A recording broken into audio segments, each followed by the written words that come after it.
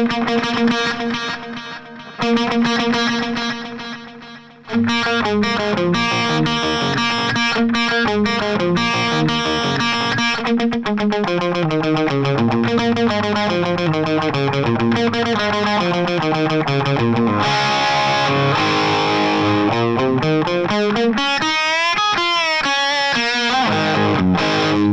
we finally made it. Appetite for Destruction all the way through is happening. I've done a couple of tracks already from it, but this is the lesson that really is one of the hardest songs on the album. The opening track, Guns N' Roses' Welcome to the Jungle. What an incredible track. There's so much stuff about this intro that is just wrong all over the internet. The delay pedals, the way that the effects are achieved, all of that stuff we're going to run through from start to finish.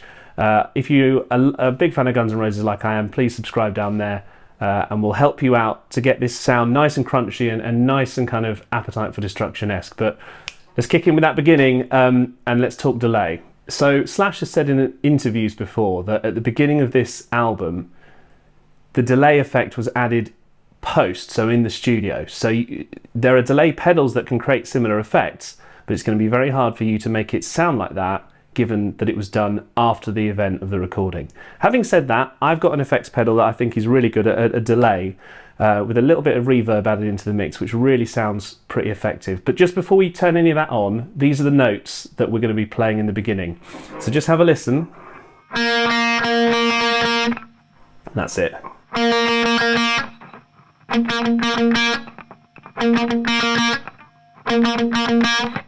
And those are the only notes that have the delay pedal on. Loads of people think that the delay stays on when you're doing this.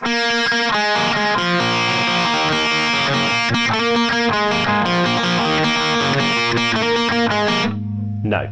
But let's start right at the beginning. I'll turn on the pedal here and I'll show you the effects that I'm using to achieve the effect. The effects that I'm using to achieve the effect.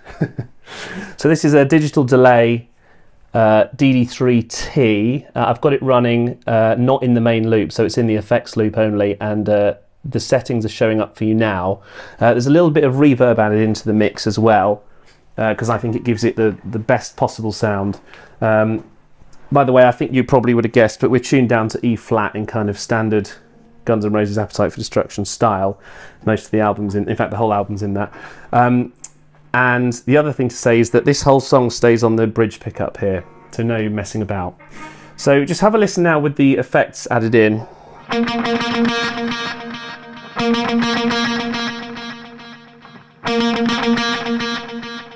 Now you often hear when Slash is doing a live version of this track that he starts off by kind of going.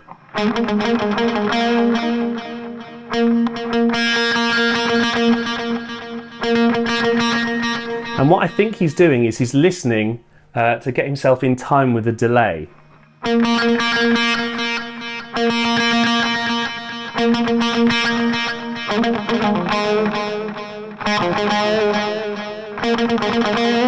And then he'll kick into it.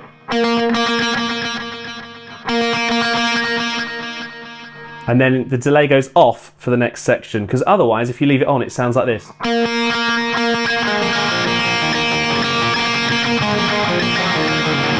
And it's an absolute mess. So let's get rid of that for the next section as we run it through.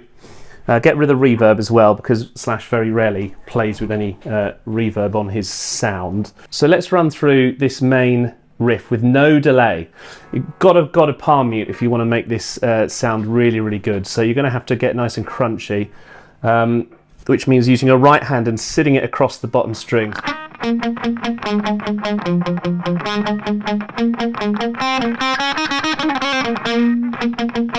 Okay, so this is the notes. Just forget the fingers that I'm using at the moment because they're going to change in a sec, but these are the notes that we're interested in.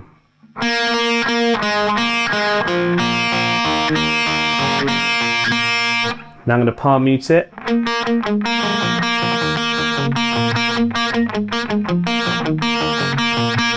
Okay, so that's the notes that we're playing with there. Sort of B pentatonic scale, really.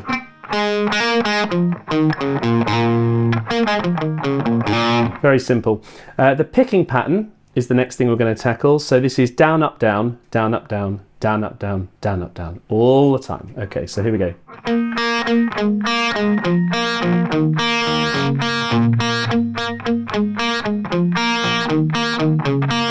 So the only difference is, of course, the final turnaround where you get the... So you alternate from there, and then you're back.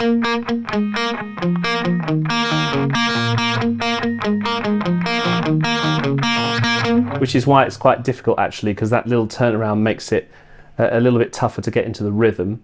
The other thing I want to mention is the fingering on the left hand, which is not just playing it with third and first fingers, which would be easy, but it ignores the fact that there's a really cool slide in there. So the way you achieve that is by using Slash's fingering, which is 3-1, 3-2. This one. So that bottom part is done with second fingers. And then you slide with that third finger.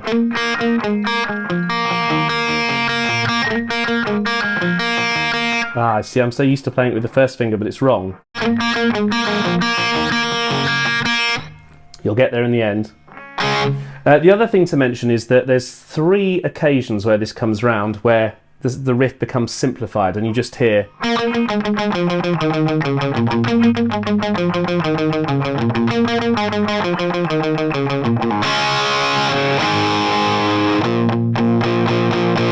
So just note that in the tab, that's played without muting, so it's very kind of loud.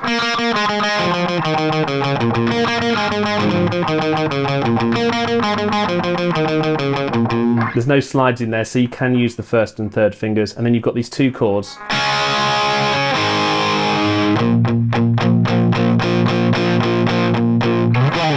So that's Slash's part, seeing it through. The other little bit of the intro that I just wanted to mention is the line that Izzy plays over the top, which is probably the bit that you would want to play once you've mastered this. Got it right that time. So pleasing. So the Izzy solo over the intro is like this.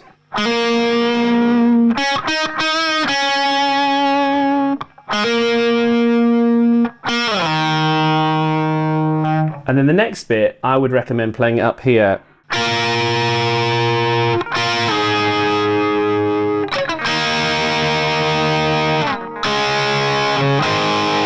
So that bit's quite cool with the parallel fourths there. And then you get this. So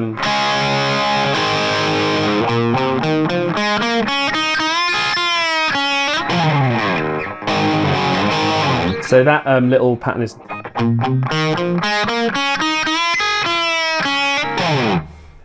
There's one other little thing I want to address, which is that some people say that in the second time you hear this pattern,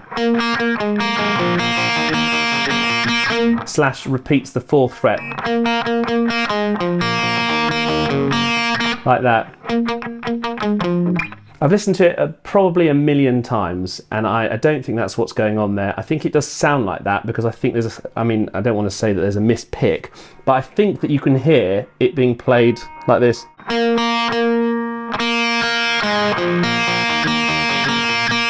If you listen really carefully, you can hear the left hand actually moving to the B.